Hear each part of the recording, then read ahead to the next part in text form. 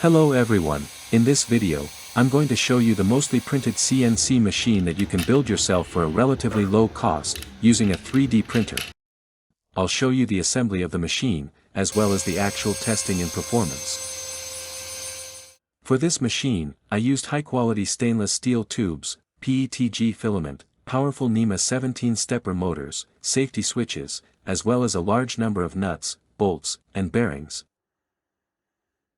The machine is multi-purpose and can be used as a milling machine, plotter, plasma cutter, 3D printer, or laser cutter, depending on which tool you install. This is what makes the MPCNC so interesting. One machine can perform many different tasks simply by changing the tool head. To begin, we'll start by assembling the base of the machine. If you want to 3D print the parts yourself or download the complete documentation and files for this machine, make sure to visit the V1 Engineering website. You can find all the information, files, and instructions you need to build your own MPCNC there. For this build, I used PETG filament, which is considerably tougher and more impact resistant than PLA. This means the 3D printed parts can withstand significantly higher loads and higher temperatures, making PETG a great choice for this type of CNC machine. For a machine like this, durability and strength are very important, so I chose PETG instead of PLA for the printed components. Make sure that all screws and bolts are properly tightened, but avoid over-tightening them. To print all the necessary parts, you will need approximately 3 kilograms of filament and around 100 to 200 hours of printing time, depending on the 3D printer you are using. I printed all the parts with 100% infill to achieve maximum strength and durability. The bearings used in this build are 608 bearings.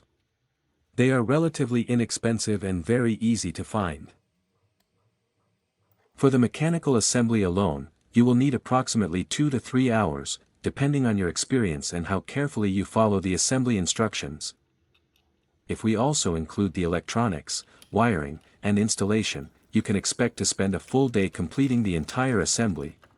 Take your time, follow the instructions carefully, and make sure all the wiring and connections are properly installed before powering up the machine.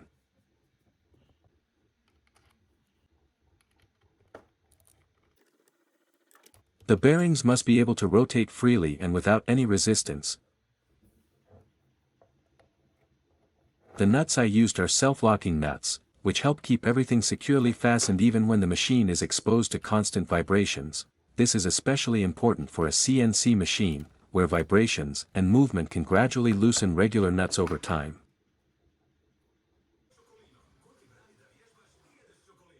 According to the V1 Engineering website, you can build an MPCNC for around $500, depending on the components and tools you choose. If you already have a 3D printer, you can keep the cost even lower by printing the parts yourself.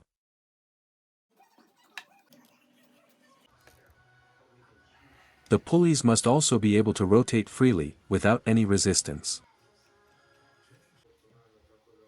I used powerful NEMA 17-stepper motors, which provide strong torque and precise control of the machine.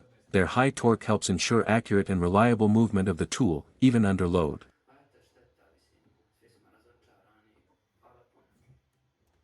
This step uses M3, 10mm screws.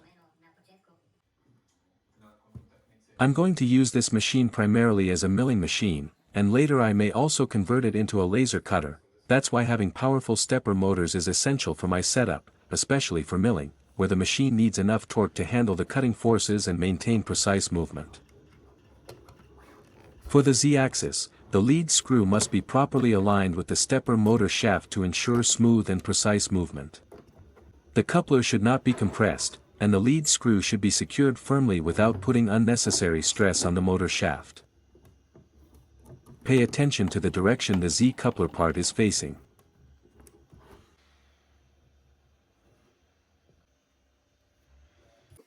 Face the bearing towards the coupler.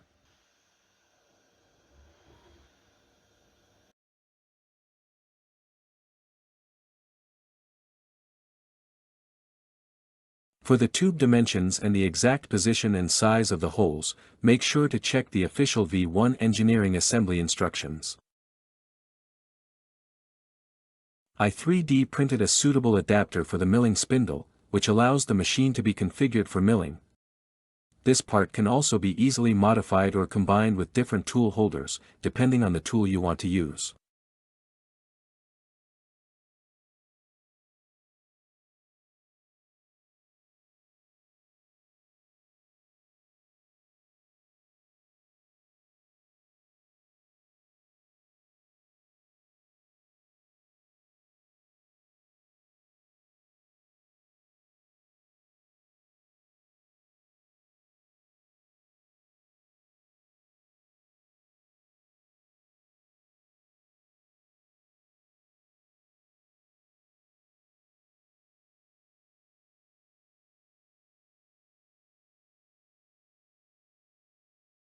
Once you have found the correct height, tighten and secure the screws firmly to keep the tool holder in position.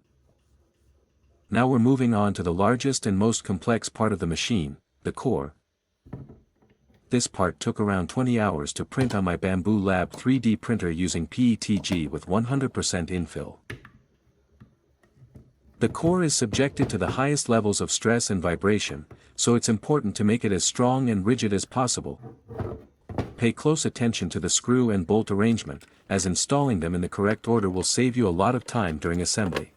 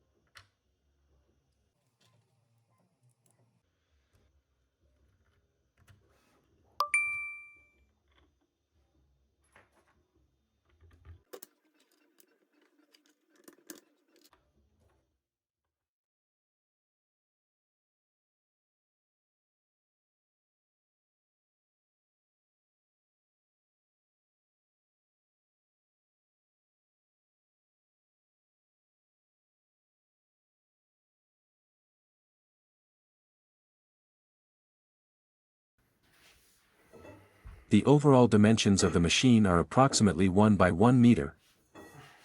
With a height of around 50 centimeters, the working area is approximately 80 by 80 by 20 centimeters, giving you plenty of space for a wide variety of CNC projects. The machine must be assembled perfectly square and at right angles to ensure accurate movement and prevent any unwanted deviations during operation.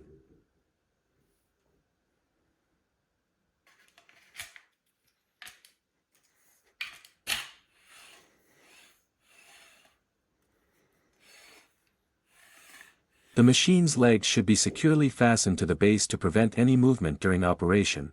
This is especially important when milling, as even small movements can affect the accuracy and stability of the machine.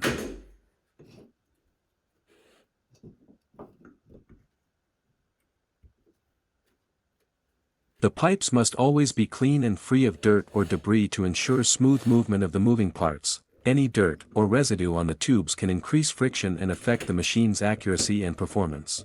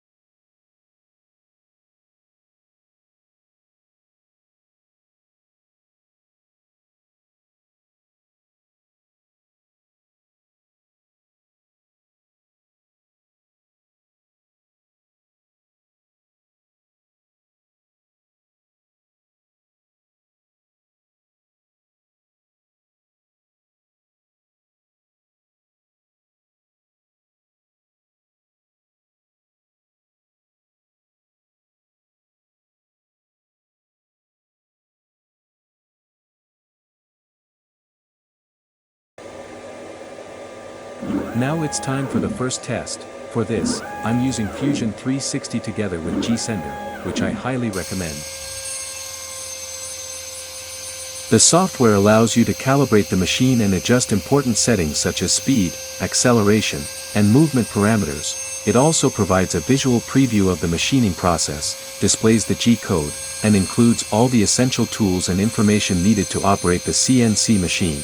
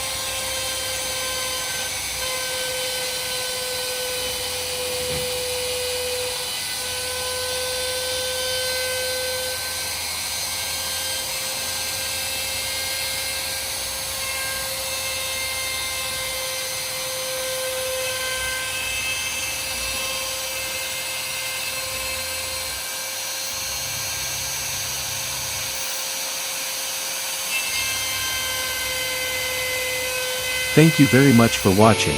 I hope you enjoyed the video and found it useful. If you liked it, don't forget to leave a like and subscribe for more CNC, 3D printing, and DIY projects. See you in the next video.